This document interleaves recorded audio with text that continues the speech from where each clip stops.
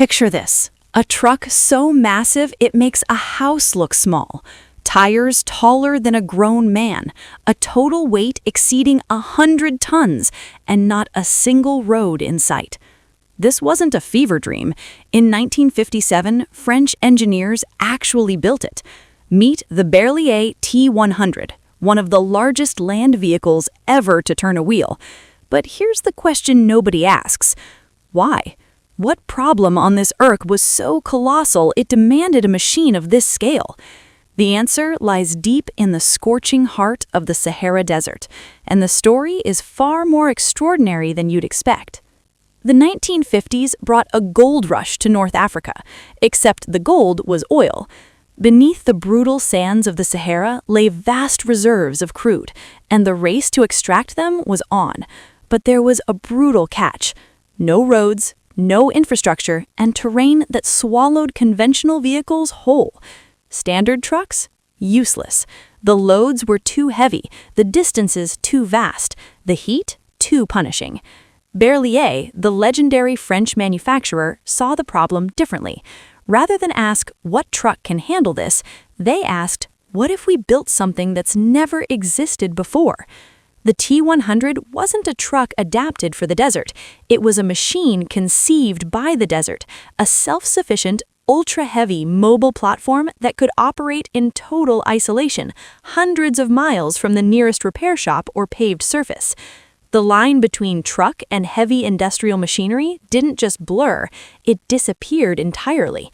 Building the T100 meant throwing the rulebook out the window because no rulebook existed for something like this. The chassis was a massive, reinforced steel structure, engineered from scratch to bear loads and stresses no existing frame could survive. Every single component, axles, suspension, drivetrain, had to be custom-built. Off-the-shelf parts simply didn't exist at this scale. Berliet brought in heavy industry specialists, and together they designed a machine that was as much a feat of structural innovation as it was a vehicle. Its modular construction was a masterstroke. Configurations could be adapted depending on the mission, making the T100 far more versatile than its sheer bulk suggested. And above all, every design decision prioritized one thing: durability. Because when your nearest mechanic is 300 miles away, reliability isn't an inconvenience, it's survival. Under that steel skin lived a genuinely revolutionary mechanical system. Most variants ran a full 4x4 drivetrain, pushing power to every wheel to claw traction out of soft desert sand. Those legendary tires, standing over 2 meters tall, weren't just enormous for show. They were specifically engineered to spread the truck's staggering weight across a wider footprint, preventing it from sinking into the dunes. But perhaps the most forward-thinking innovation was the electric transmission system fitted to certain variants. The diesel engine didn't drive the wheels directly. It powered generators, which in turn drove individual electric motors at each wheel. The result?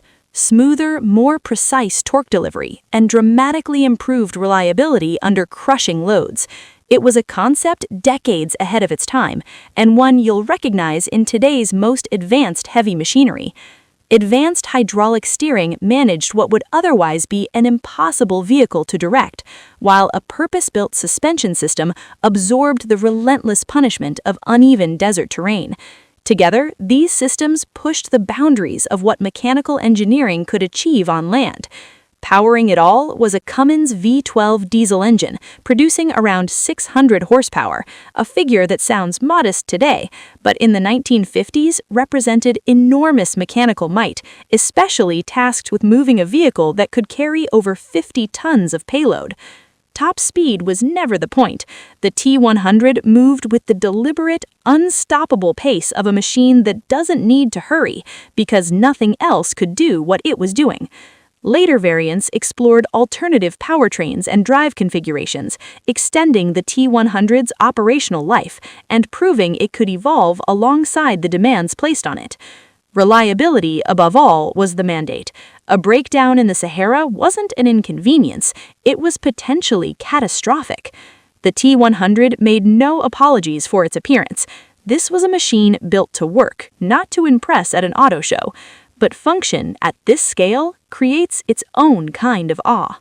The cab perched high above the desert floor, giving drivers a commanding view across the vast, featureless landscape stretching to every horizon. Inside, practicality ruled.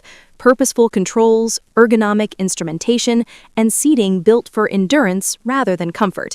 Heat insulation and ventilation weren't luxuries. In an environment where temperatures could be lethal, they were engineering necessities. It wasn't glamorous, but it was exactly what it needed to be. The T100's primary theater was Algeria, where it supported oil exploration and heavy transport operations deep in the Sahara. It moved equipment, supplies, and materials across distances and terrain that would have defeated anything else on four wheels. In this role, it was utterly irreplaceable. Its challenges were real. A machine this size is inherently difficult to maneuver, and maintenance remained complex no matter how well it was designed. And with only a handful of units ever built, the T100 never became a common sight. But in the environments it was built for, it didn't just perform, it dominated. Of the 4 Berliet T100s ever constructed, not all survived the decades. Some were claimed by time and the elements, but at least one endures, and it endures magnificently. Today, a preserved example stands at the Fondation Berliet in France, where it commands a room the way only something this enormous can. Restored, maintained, and displayed with the reverence it deserves, this surviving T100 has been exhibited to engineers, historians, and enthusiasts who come to witness something most have only ever seen in photographs. It stands not just as a museum piece, but as proof of what human ambition looked like when it was given full rein. The Berliet T100's fingerprints are all over modern heavy industry. Its concept of low ground pressure tires is standard in today's mining and off-road vehicles. Its electric drive system foreshadowed technology that now powers some of the world's largest haul trucks. Its very existence proved that with bold enough thinking, even the most extreme engineering challenges could be solved. But beyond the technical legacy, the T100 left something harder to quantify, a reminder of what happens when engineers refuse to accept the limits in front of them. When a problem is big enough, the answer sometimes has to be just as big. From the scorching sands of the Sahara to the museum halls of France, the Berliet T100 made a journey unlike any other. It wasn't just a truck, it was a declaration that no challenge is too large when determination and ingenuity go to work together. So tell us, would you dare to climb behind the wheel of a giant like this?